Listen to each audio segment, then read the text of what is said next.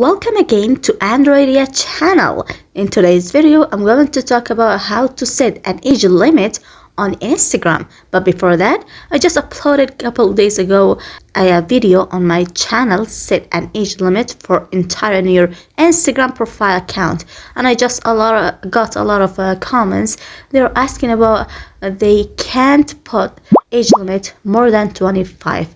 So what's the problem? Here's the solution.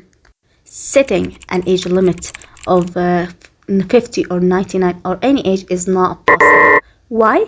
Because of the minimum age starts from 13 up to 25 only. This is the algorithm of Instagram and the privacy policy of Instagram. So once I enter to minimum age, like I did earlier, from minimum age I can choose the age which says set a minimum age for people everywhere. So the rule is, once I just click on minimum age and add, and I want to put any age like 50, 55, 99 or any age which is up to 25, like 55, and I'm just going to tick OK and go back.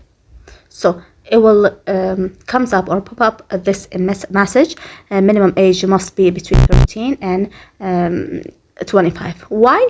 Because when you just choose 13, so people which are less than 13, 12, 10, 8 will not see your Instagram profile picture. Got it?